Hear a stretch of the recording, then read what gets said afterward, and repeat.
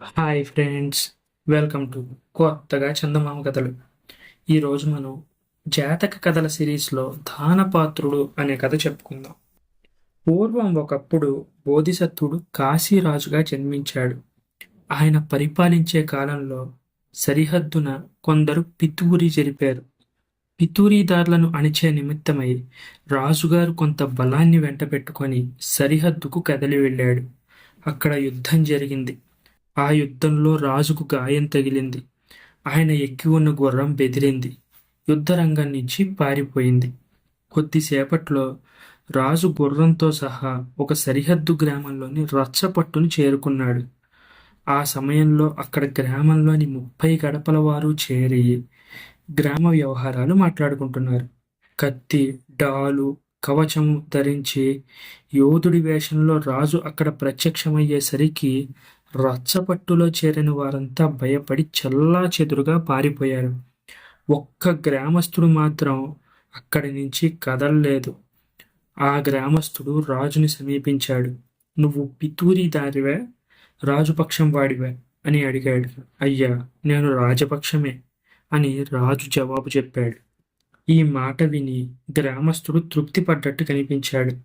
"అయితే మా ఇంటికి వెళ్దాంరా" అని రాజుని తన అతిథిగా తీసుకువెళ్ళాడు. తన భార్య చేత ఆయన కాళ్ళు కడిగించి భోజనం పెట్టించి అతిథి మర్యాదలన్నీ చేయించాడు.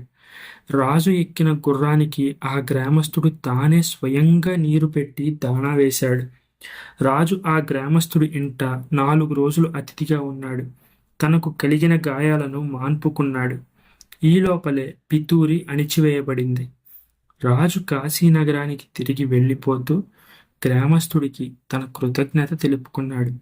"అయ్యా, నేను కాశీనగరవాసిని. నా ఇల్లు కోట ఆవరణలోనే ఉంది.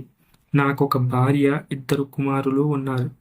మీరు కాశీనగరానికి వచ్చి కుడి చేతి వైపున ఉండే ఉత్తర ద్వారం దగ్గర కాపలావాణ్ణి 'మహాశ్వరహుడి ఇల్లెక్కడా' అని అడిగితే వాడు మిమ్మల్ని నేరుగా మా ఇంటికి తీసుకొస్తాడు. మీరు మీ చిత్తం వచ్చినంతకాలం మా ఇంట్లో అతిథిగా ఉండవచ్చు" అని చెప్పాడు. తర్వాత రాజు తన బలాబలాలను చేరుకొని కాశీనగరానికి తిరిగి వెళ్ళిపోయాడు. ఆయన ఉత్తర ద్వారకుణ్ణి పిలిపించి వాడితో రహస్యంగా, "ఒరే, ఎవరైనా నీ వద్దకు వచ్చి 'మహాశ్వారోహుడి ఇల్లెక్కడా' అని అడిగితే ఆ మనిషిని సగౌరవంగా నా దగ్గరికి తీసుకురా" అని చెప్పాడు. ఆ గ్రామస్తుడు వస్తాడని రాజు ఎంతో కాలం ఎదురు చూశాడు. కానీ అతను రానేలేదు. అతన్ని ఏ విధంగానైనా తెప్పించాలన్న ఉద్దేశంతో రాజు తన మంత్రులతో చెప్పి ఆ సరిహద్దు గ్రామం మీద కొత్త పన్నులు వేయించాడు. అప్పటికీ గ్రామస్తుడు రాజు వద్దకు రాలేదు. మరికొంతకాలం చూసిన మీదట రాజు ఆ గ్రామం మీద మరొకసారి పన్ను వేయించాడు.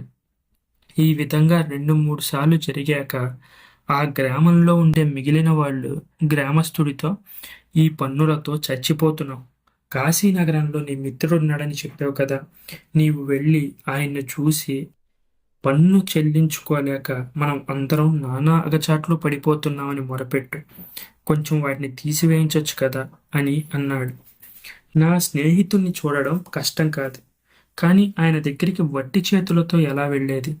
ఆయనకొక భార్య ఉందట, 2 కొడుకులున్నారట. అందరికీ బట్టలు తీసుకుపోవద్దు, ఆయన భార్య కానుకగా నగా నట్రా తీసుకుపోవద్దు. వాటన్నిటినీ సిద్ధం చేయండి, అలాగే బయలుదేరతాను అన్నాడు గ్రామస్తుడు. మిగిలిన వాళ్ళు బట్టలు, నగలు సమకూర్చారు.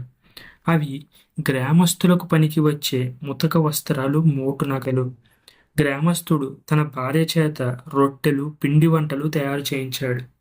వాడు తాను తీసుకుపోయే వస్తువులన్నీ ఒక మూట కట్టి వెంట తీసుకుని బయలుదేరాడు. కొంతకాలానికి అతను కాశీనగరపు కోట చేరి కుడివైపున ఉండే ఉత్తర ద్వారాన్ని సమీపించాడు. "బాబూ, నేను మహాశ్వరోహుడి ఇంటికి వెళ్ళాలి, దారి ఎటు" అని అక్కడి ద్వారపాలకుణ్ణి అడిగాడు. తక్షణమే ఆ ద్వారపాలకుడు గ్రామస్తుణ్ణి తన వెంట పెట్టుకొని రాజుగారి అంతఃపురానికి తెచ్చి రాజుగారి ఎదుట పెట్టాడు. ఇతన్ని చూసి రాజుకు పరమానందమైంది. గ్రామస్తుడు తన కోసం తెచ్చిన తినుబండారాలను, ఆయన తన భార్య చేత, కుమారుల చేత, తన మంత్రి సామంతుల చేత తెప్పించి తాను కూడా తిన్నాడు. అతను తెచ్చిన ముతక బట్టలను తన భార్యాబిడ్డల చేత కట్టించి తాను కూడా కట్టుకున్నాడు. తరువాత ఆయన తన అతిథికి మేలైన పట్టుబట్టలు కట్టుబెట్టి తన పాకశాలలో తయారైన భోజనమే అతనికి పెట్టించాడు. తన గ్రామం మీద వేసిన పన్నులు తీసివేయించడానికి అతను వచ్చాడని తెలిసి రాజుగారు ఆ పన్నులను రద్దు చేయవలసిందిగా మంత్రులకు ఉత్తర్విచ్చాడు. తర్వాత రాజు సభ చేశాడు. ఆ సభలో మంత్రి సామంతులందరి సమక్షాన రాజు ఆ గ్రామస్తుణ్ణి అర్ధరాజ్యానికి రాజుగా ప్రకటించాడు.